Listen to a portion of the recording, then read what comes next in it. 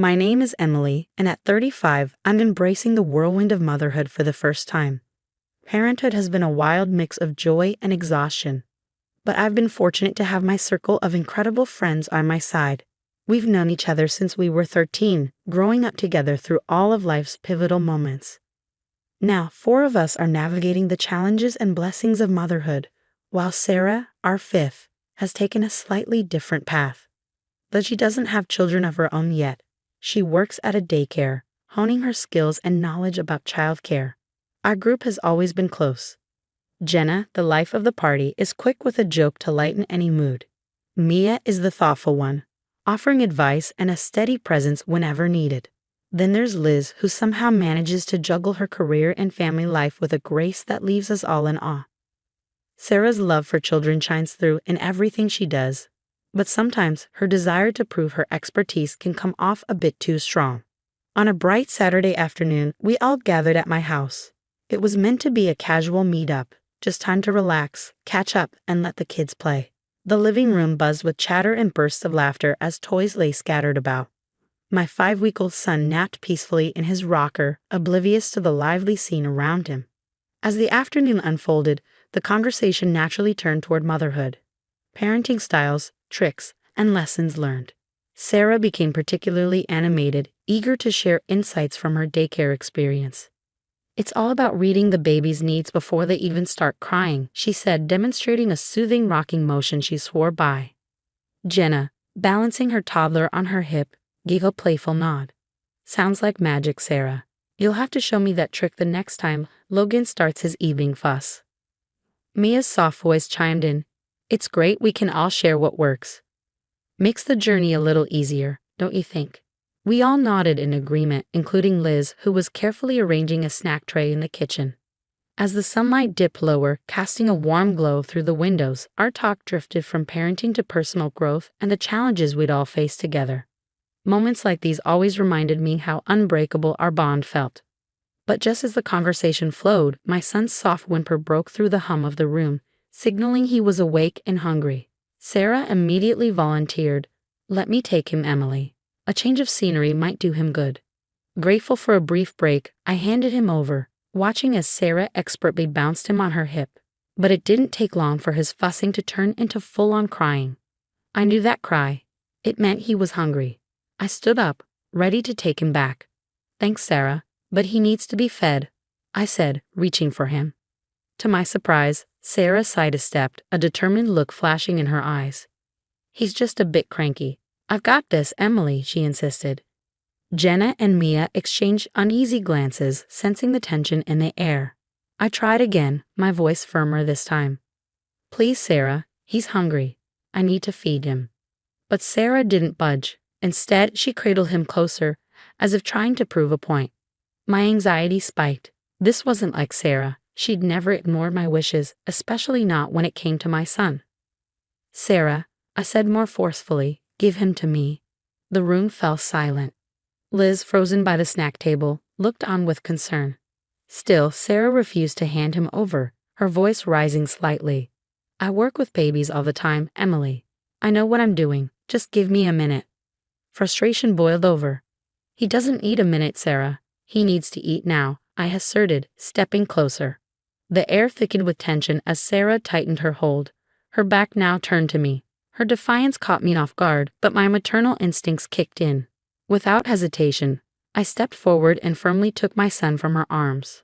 A soft gasp escaped Jenna as the suddenness of the move hung in the air. Cradling my crying son, I felt him relax instantly as he nestled into me. Turning to Sarah, I held her gaze, my voice steady and resolute. "You overstepped, Sarah. That was not okay. Never keep a child from their parent." A flush of embarrassment colored Sarah's face, though her defiance lingered. "I was just trying to help," she muttered, but Sarah's usual confidence wavered under the stern looks from Jenna, Mia, and Liz. Liz stepped forward, her voice calm but firm. "We all see that you want to help, Sarah, but Emily knows her son best. We need to respect that." As I soothed my son and began to nurse him, the room settled into an uneasy silence. The warmth of the afternoon had fractured, leaving behind a chill of unresolved tension. Sarah's buoyant demeanor faded, weighed down by the collective disapproval. She whispered an apology, though it was unclear who it was directed to, and quietly withdrew to a corner of the room. Her isolation felt stark against the unity the rest of us shared in that uncomfortable moment. In the days that followed, the dust never truly settled. I replayed the incident over and over in my mind, Sarah's defensive words clashing with my lingering frustration. Determined not to let this rift widen, I reached out to her, hoping for a calm conversation to mend what had been broken. But my attempts at reconciliation were met with evasion. Sarah avoided direct contact, and when we finally did speak, it became clear she was still on the defensive. "I was only trying to help Emily.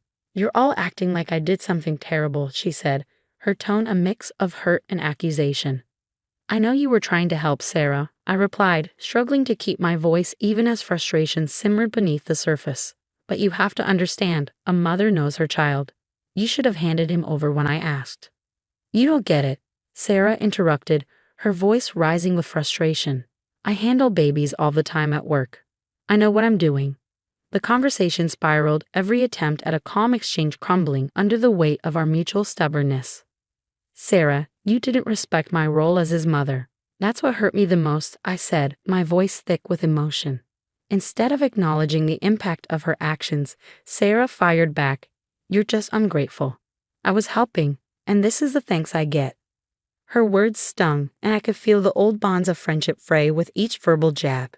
The tension between us escalated until I couldn't hold back anymore. "I can't have you around my son if you can't respect my wishes, Sarah," I declared, the finality of my words echoing the resolve in my heart.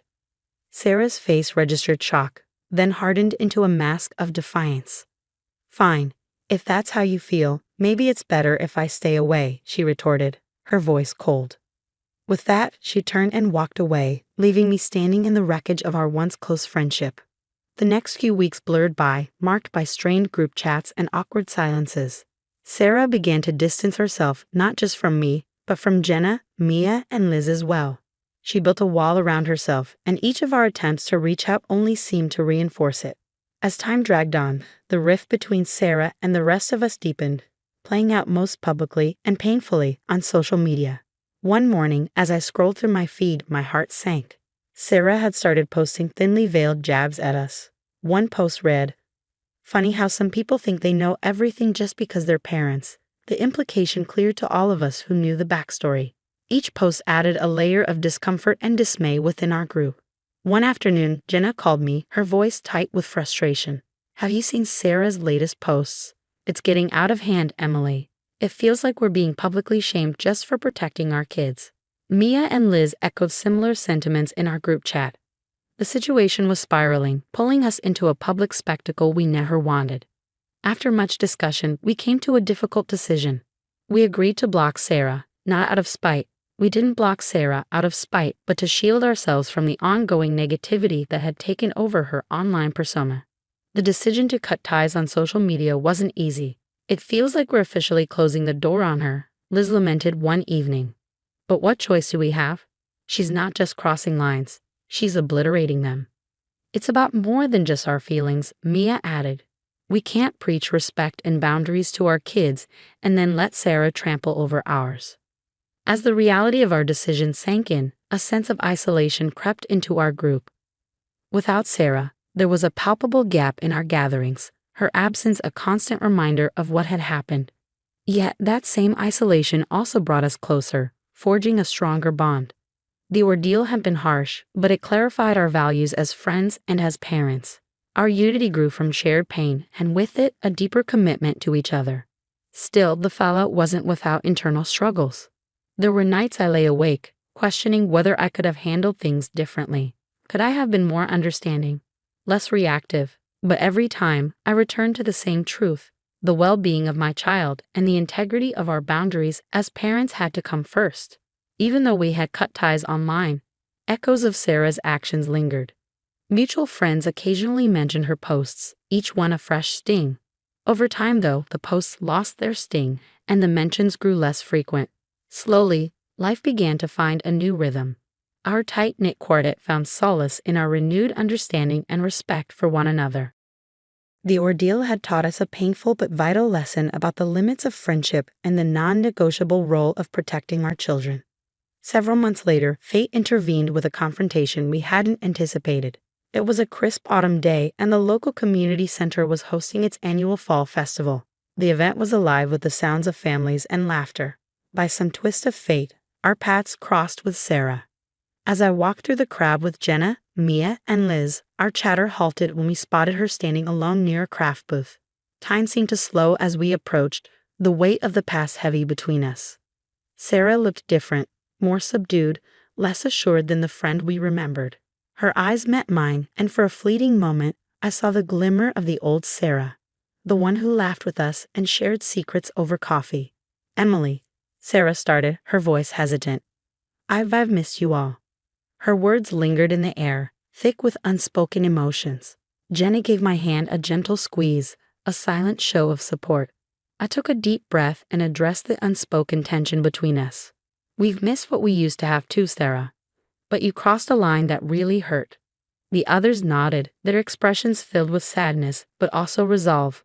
Mia stepped forward, her tone kind but firm. "You were our friend, Sarah. But friendship has boundaries. When Emily needed you to respect her as a mother, you didn't." Sarah's eyes welled with tears, her shoulders sagging under the weight of her actions. "I thought I was helping," she whispered. "I didn't realize, I just didn't see it. I'm sorry, truly." Liz, always the peacemaker, softened slightly but held her ground. "We appreciate your apology, Sarah, we really do, but things have changed. We had to protect our kids and our peace." There was a long, poignant pause, a moment of painful clarity as Sarah absorbed the finality of the situation. "I hope you can all forgive me someday, even if things can't go back to how they were." Her words hung in the air, heavy with remorse and a flicker of hope. But we all knew the damage was too deep to overlook. As we parted ways, the festival's lively atmosphere resumed around us, a stark contrast to the quiet sadness we carried. Sarah walked away, a solitary figure in the crowd, beginning her own journey of reflection and growth. Back together, Jenna, Mia, Liz, and I shared a moment of silent solidarity. Our bond, though tested, had endured. We have faced a difficult chapter, but through it we learned a powerful lesson about mutual respect and the protective instincts that come with motherhood. What would you have done if you were in Emily's shoes? Would you have tried to mend a friendship, or would you have protected your peace like she did? Share your thoughts and experiences in the comments below. And don't forget to like this video if you enjoyed the story. Subscribe to our channel for more content like this. Your support helps us continue bringing these stories to life.